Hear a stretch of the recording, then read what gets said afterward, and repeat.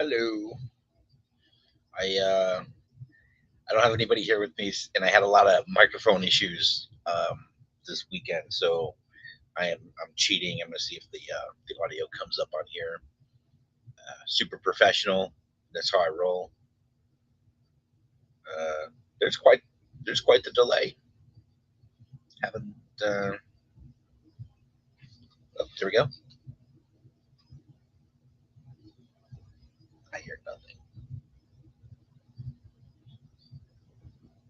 Yep. Uh, I do have someone here. Hey, is the audio working? I actually have my damn audio running through it. It is working. Okay. Everybody ignore the first minute of this broadcast.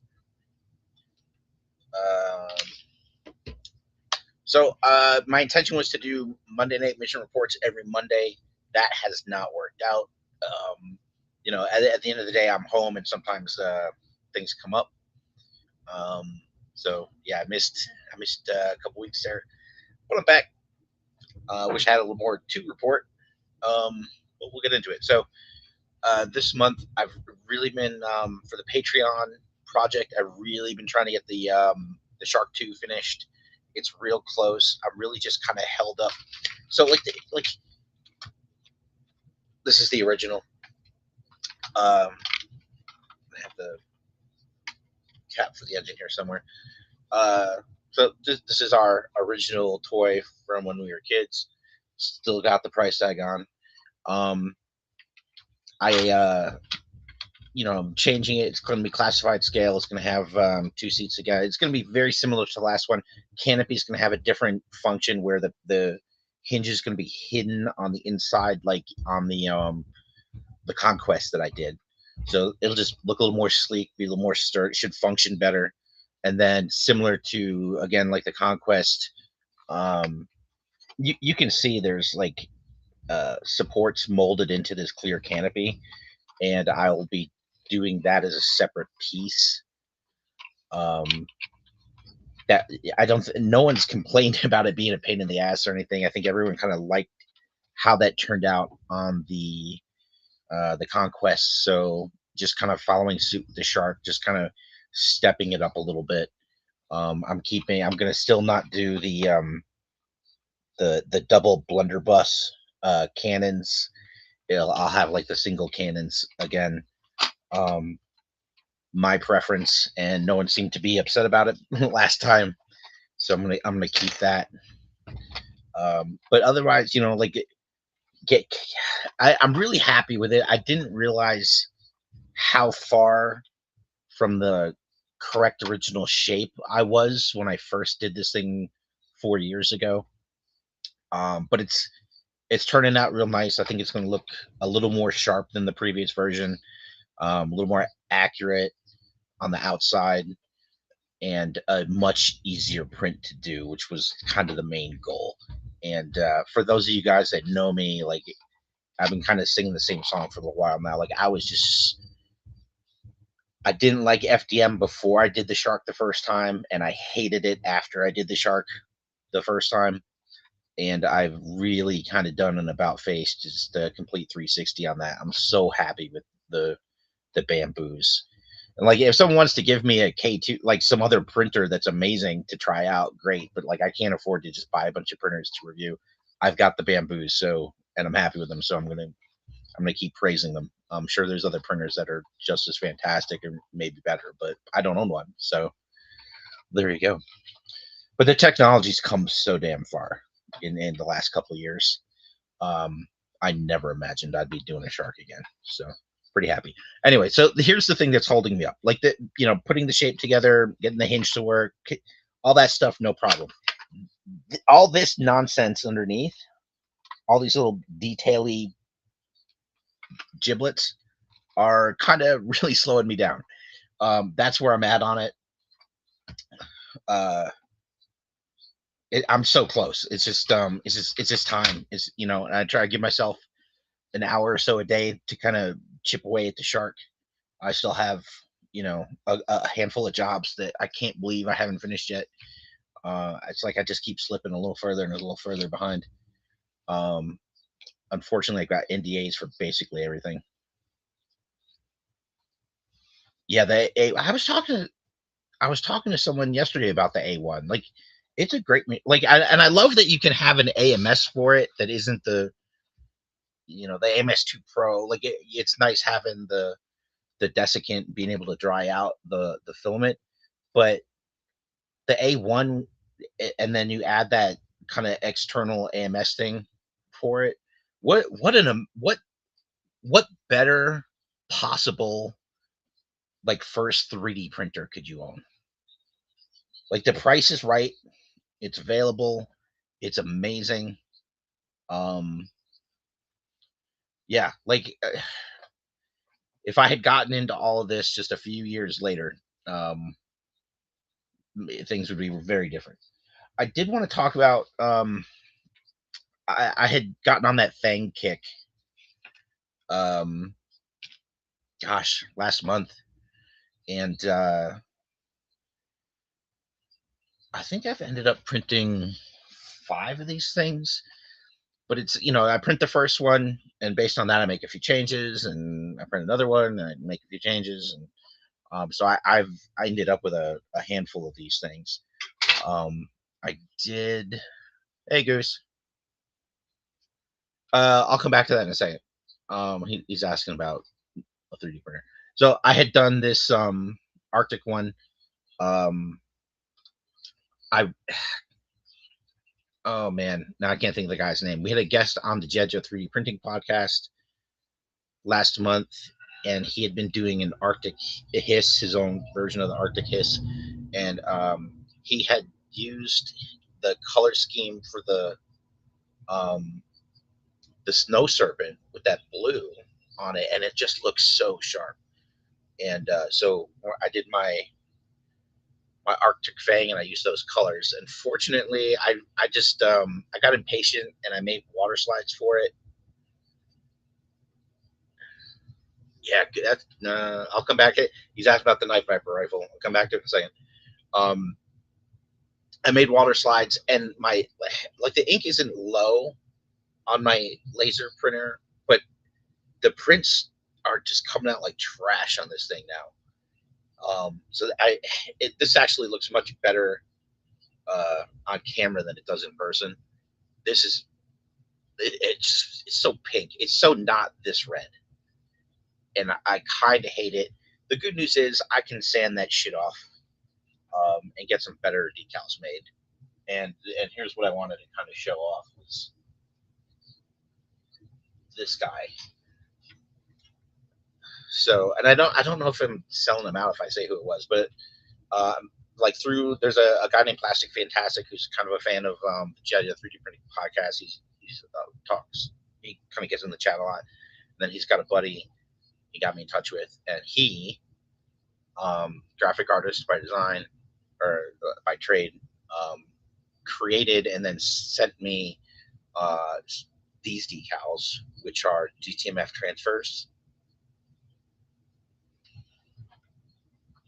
DTF, DTMS dual tone multi frequency. It's out your digital phone system, like it has a 7 network dials. Don't know why that popped in my head. DTF is not down to uh, whatever it's transfers. Anyway, he sent me these decals, and they are sharp, sharp, sharp, sharp, sharp. Um, I think this is the future of things, or these uh, the DTF transfers, and these are UV DTF transfers. It's a process, and then you can get the machines. They're kind of expensive, but it's not just like you don't just print it. It's like you print it, and then you put a powder on it, and then you bake it, and then you cure it. So it's a legit process to get them. But and I mean this. This is the first thing I've 3D printed and had in hand, and it's not a 3D. It's a toy. It isn't a 3D print. If that makes any sense. So he sent me these transfers. and I'll show you what they look like. Uh, Here's some. He did some for a conquest.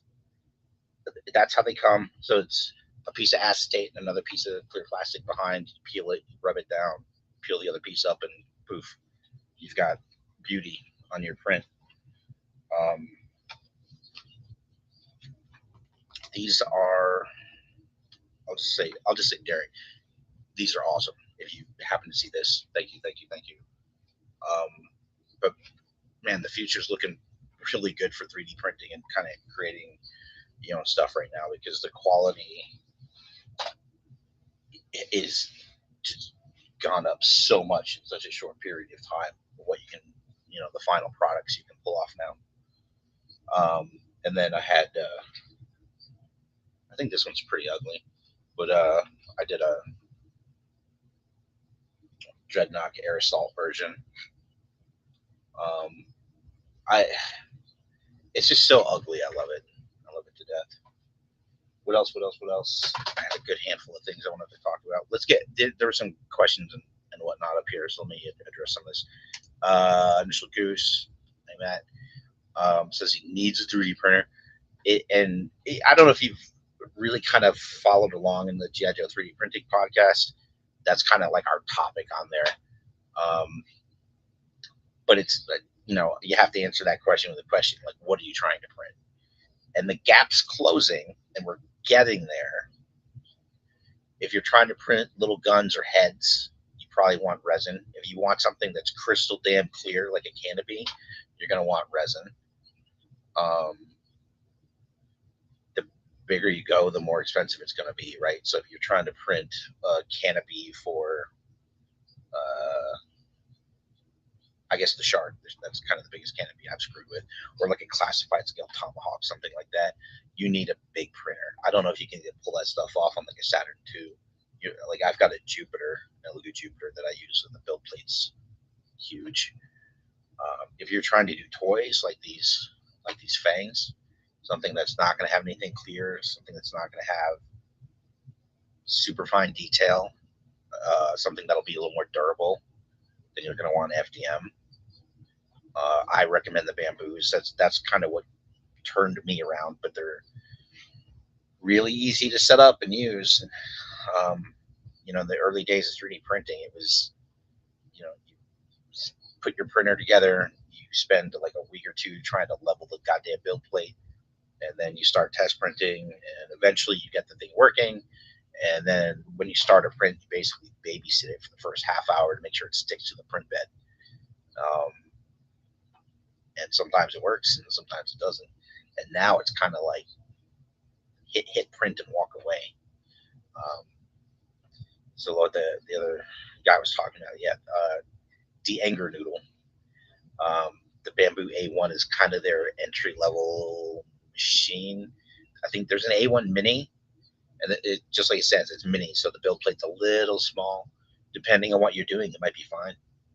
But the A1 it's a good place to start if you're really not sure how invested you're going to be. If you kind of out of the gate know like this is for me, and I've been meaning to get into this, and I know I'm going to print a lot of stuff, it's going to be useful. Figure out your budget and go bigger. If you can get an enclosed machine like the P1S or something bigger like an H2S or H2D. If I just had the money, I would do an H2D right now. I have the H2S, which is a nice big build plate. I'm pretty sure I could do like a full helmet in this thing. The H2S, that S is for single nozzle. The H2D is D for double, two nozzles. And with that, you can print your support material in a different material than the actual print. It enables you to make some really nice, the supports let you pull off some really nice things. Um, yeah, if I had known I was going to love this machine like I do, and know what I know now about using different support materials, I would have just gotten the H2D. Been really happy right now. And then there's even, there's like the X1. There's machines coming that, or machines that are out that have swappable nozzles, and which allows you to print in a bunch of different colors without too much waste. It's the future, baby. And then the Anger Noodle asked me, "What's up with the Night Viper rifle?" I haven't got to it yet. is the whole answer. I've got a lot on my plate that needs to get done. Um, but I think soon is the answer to that.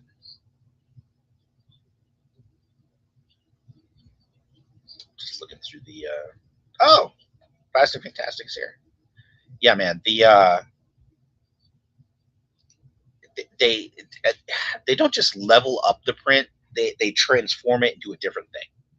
I'm so thrilled with these decals. Uh, 112 scale chief says link. I don't know to what.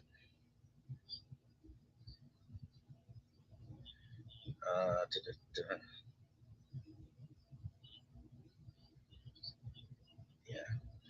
yeah, stat maker.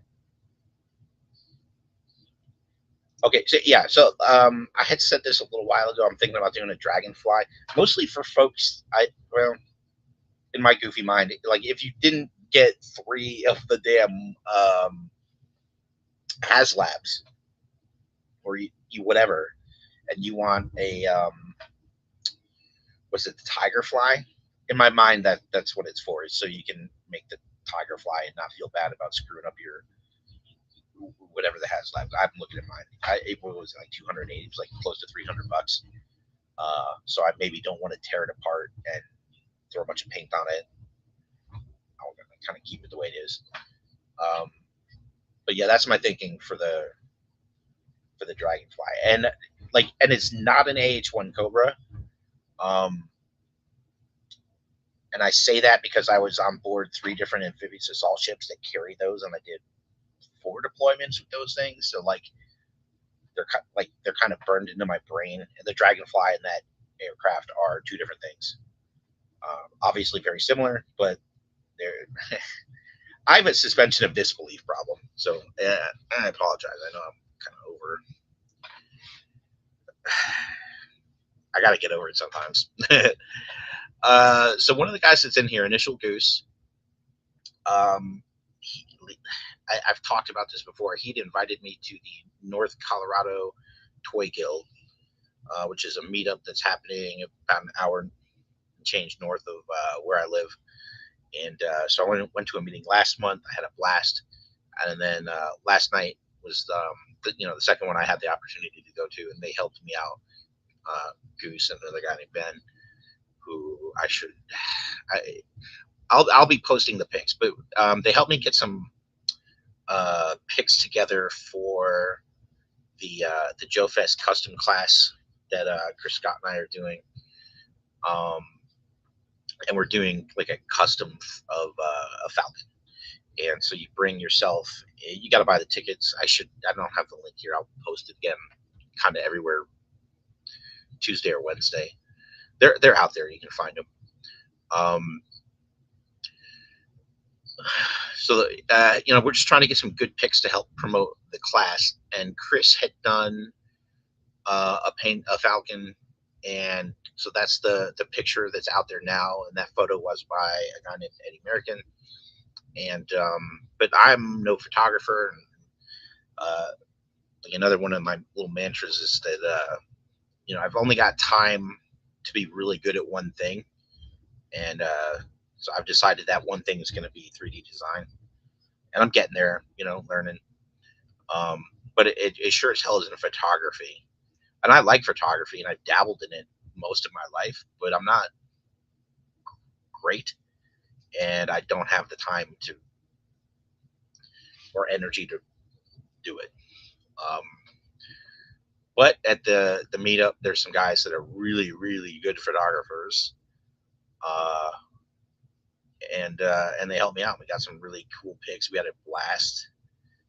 Um, and I'll be on the What's on Joe podcast tomorrow night, and so I'll have hopefully I'll have a couple of those pics to share then.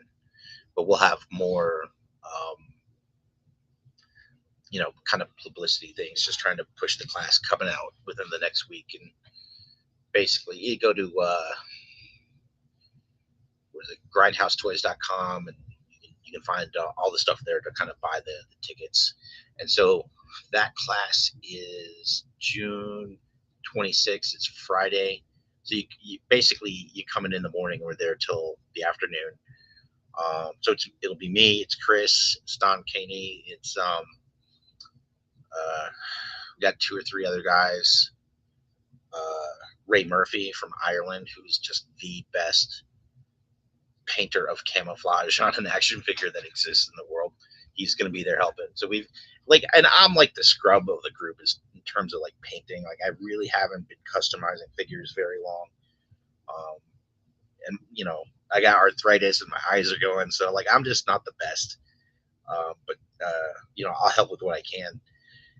But Chris is amazing, Ray's amazing, Don's amazing. Like all these guys are really good, and they're there to help. So it's a good time if you can make it happen. I genuinely recommend the hell out of it. It's awesome. And I can honestly say, like, we're back by popular demand because we did it 2 years ago with our Cobra Warlord, our the custom slaughter kind of turned heel figure, and then we didn't do it the following year. And Ed, who runs Joe Fest, got a lot of requests to try and get us back, and yeah, of course, no problem. So, pretty excited about it, man.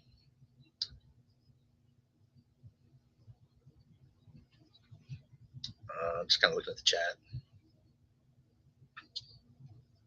Yeah, the Goose.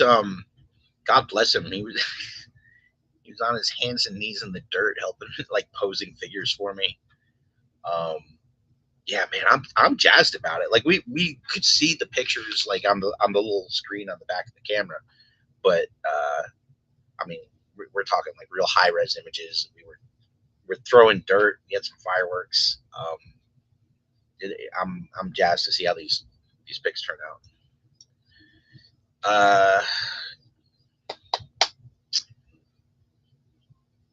Kind of wanted to. I think that's most of the info. I really wish I could tell / show you guys some of the actual work I'm doing for Valverse and Big Bad and Skeletron and Operation Recall, and I really need to finish it all so it can get released, so I can say, "Hey, I did that." But man, that I'm not gonna say who or what or where, but there's these curveballs that I get where, hey, can you sculpt us a blank? And I'll give them a quote. Like I'll estimate how long I think something of that level of detail at that scale will take me to design, and send them the quote. So far, everyone's approved every quote I've ever sent, and they say, "Yep, work on it." And then I get the reference stuff, and then like if the reference stuff isn't real good, it can slow me down hard, and it sucks. It sucks when I think something's going to take me like 3 hours, and then it takes me 9 because the reference is confusing. But I've got a couple of those, and then I had another one where I had like a bit of an engineering curve. But there's a place where like a hinge needs to function a certain way, and I did it, and I had done it before on other things that have since been manufactured, and they're fine. And then they asked me to do it a different way, and they sent me an example. But because of the design of the thing, the example wouldn't actually work. So I had to play with it effectively. Not the end of the world or anything, but I really want to get stuff done. And when things slow me down, it's frustrating. Like I'm just, I want it to be done kind of with all my jobs, like late last month. so I can do some portfolio pieces. And like people have been hearing me say this for like years now. But like I keep taking. It's really hard to say no to a job, man. It's really hard to say no to a job when something comes up. Uh, yeah, yeah. So Nikos was talking about the boat, and that's the rib. So RHIB, rigid hull inflatable boat, that I designed for Valaverse for Action Force. Um, yeah, and I heard him say that. So Bobby had gotten a little video from the factory where they were doing a float test, and basically they put 4 or 5 figures on the boat and put it in a bucket of water, and then like timed it to see how long it would take before it sank. Um, and it don't in the first video he posted, it wasn't more than a few minutes, I think. But he said the other day they got it up to an hour, which is cool. It's a tricky thing, man. It's not as simple as you can't injection mold a hollow thing, right? You have to do it in parts. You like period. Like the physics of it. That's how it works. And then you got to merge those two parts together. And I don't know what they did. I don't know if they're using glue or they're doing like a sonic weld.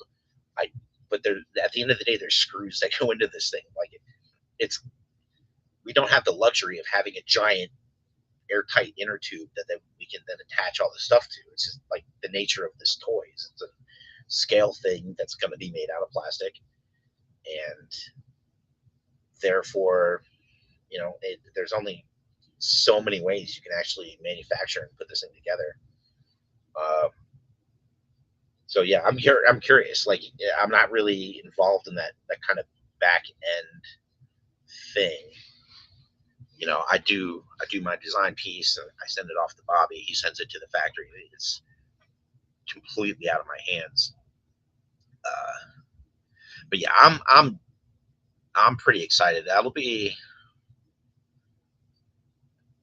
pretty sure that'll be the first vehicle I've done that's gonna make it all the way through production to consumers. Hey, Tony's Fakes, what's up? Um, yeah, dude. I can't wait to see that boat. Like, I really had a good time kind of solving problems on it. It's not really even like problem. Like I always say 3D design is really more problem solving. It's how do I get this shape with these tools, and so it's kind of like building a puzzle. But with the rib boat, obviously there's one glaring example that in 1/19 scale that came years ago that I said, this is the bar. Everything we do has to be better than every piece of this. So I really tried to make sure there's a lot of play features and functionality uh, in that thing. And Bobby's awesome, man. Like I can't stress enough how much I love working for him. Um, Number one, like when I send my invoice, I get paid, and that's huge. That's number one, man. If you can't even do that, like, what's the point? But always, it's always a discussion. Like, how do we want to do this? Like, what's best? What works? Um, so there's a lot of very specific details that he wanted to have be part of the rib boat. And then there's some things where like I still had, my ideas in mind where I'm like, I know we could do it this way, but I think this would be better. And so it's always great kind of like figuring out what we want to do when I get to talk to him about that stuff.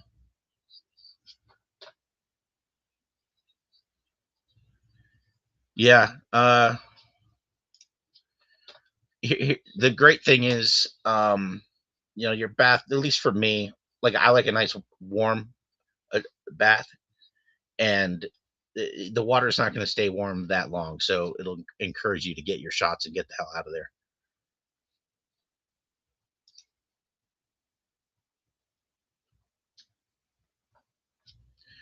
Yeah. Yeah, Bobby makes really good toys. Like no shit. And he has changed the action figure market. But for the better, you know. Um Competition breeds innovation.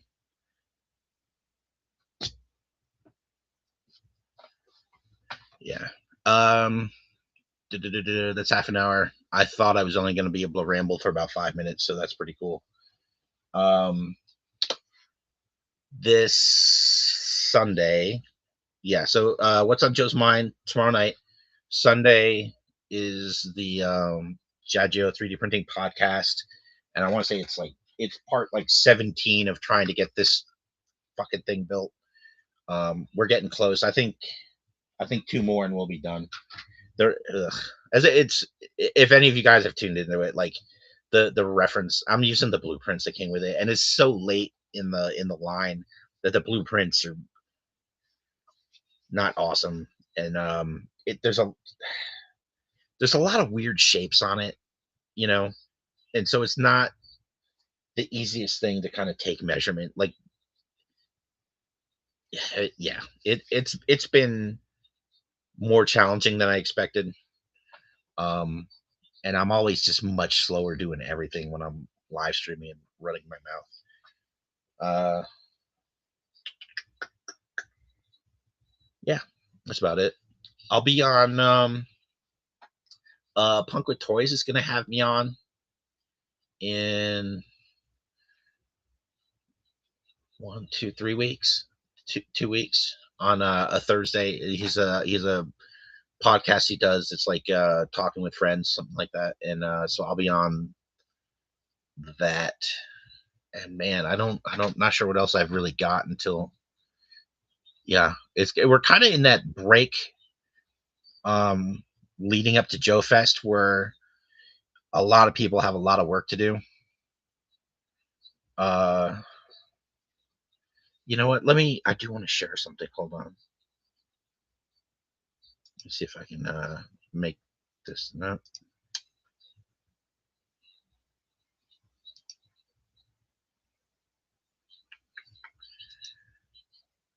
I forgot.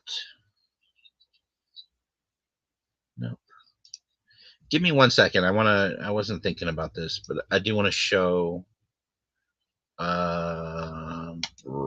we go.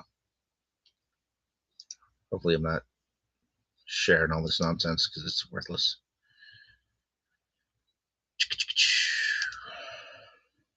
All right. That's where it is. Okay. Sharing an image. Here we go. All right. So I do want to plug this. I've been working with GI Customs for a couple months, and he wanted to try and do a thing where he's got like an offering that's got tiers. So the more things that get purchased, unlock tiers. Um, and so we took the original ferret that I did a couple years ago, and like, all these ideas were his. Like these are and they're gold. Like we turned that into what he's calling the medic badger, a kind of lifeline themed uh, field of combat rescue vehicle.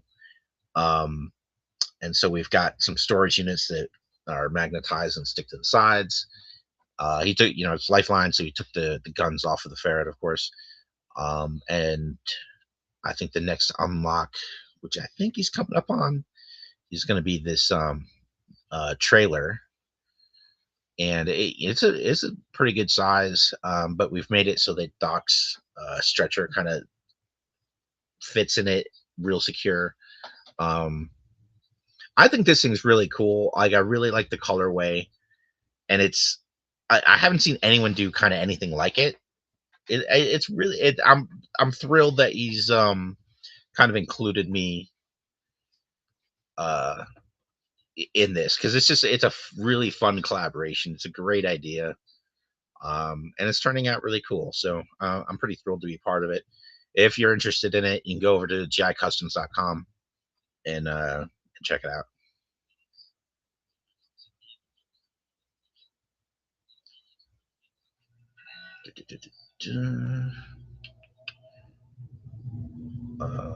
Yeah, I think that's all the rambling I've got for today. I have no idea how to put this picture out. There we did. Ah, I'm learning. Yeah, so that's it. Hey guys, thank you again for all the support. Like it means so much to me, man. Like if it wasn't for people that kind of like pushing me and uh,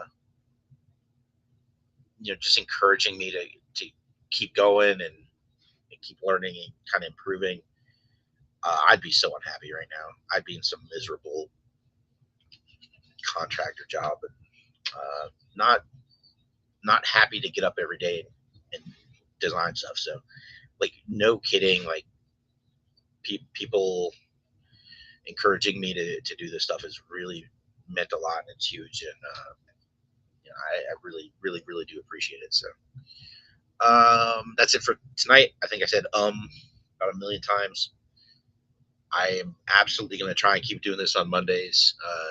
Sometimes things come up. What can you do? Hopefully, gosh, I want the shark to be done. I'm super close with a little bit of luck. Like I've really kind of got my tolerances dialed in for the bamboos. So with a little bit of luck, I'm going to do it. The first test print and hope there may be little to no changes that have to happen. That would be great. So I can have it done and move on. The first thing I'll do after that is the requested Night Viper rifle. I I haven't come up with the the original one. There were two pegs on the leg of the Night Viper, and the gun kind of plugged into it, and I loved that feature as a kid. That's not going to happen, but I do. I want some kind of holstery something. So I need there needs to be a something, and I haven't figured it out yet. Like, dude, the gun's super basic looking. I just need to take the time to do it, and then figure out what I'm doing to accompany it. Um, it's a little complicated. I'm curious to see how it'll work. So like I had done some. God, I guess keep talking. I had done some straps that I was happy with for the hit and run custom I did. I did I did the big duffel bag, and then I had like rings I was able to print with a strap, and it kind of really worked well. And I want to see if I can pull that off for the Night Viper rifle. It like I'm not going to do it where it's stiff, so when he's standing, it's attached to his leg. It like loops out. It's got to hang at least a little bit. So I got to kind of figure out how to do that in a way that everyone that gets the file can then do also without having to like. It'd be great if you don't have to go to Michael's or Hobby Lobby or something to buy or Amazon to buy some thing. It'd be good if I could figure out how to make it a printable thing that most of you guys can do. So we'll see. Could you check your message requests on there, Nico? What are we talking about? Uh, yeah. When we're done here, I will get on Instagram and see. He might like I've been pretty good today, like trying to catch up on all that stuff. Yeah, I get messages on people message me through Facebook, like through my personal thing. People message me through Mark II Design. People message me through Mark II Toys, through Instagram, through Twitter, um, Patreon, Etsy still, even though like that store is shut down, like I still get messages from it. Uh, and it's hard kind of keeping track sometimes. But like I spent some time today and tried to make sure I was caught up. So I'll go check it out. I don't know. Yeah, I'll see what the message is.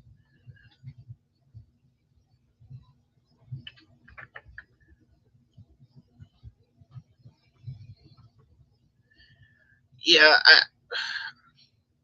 you're talking about drilling out the leg and using magnets. I I love the idea of magnets, and they work, and you can get some pretty small ones. I would rather have like a secondary leg piece that the magnets can go into, so you don't have to drill holes into your figure. I would really prefer to have non-destructive measures to make that function.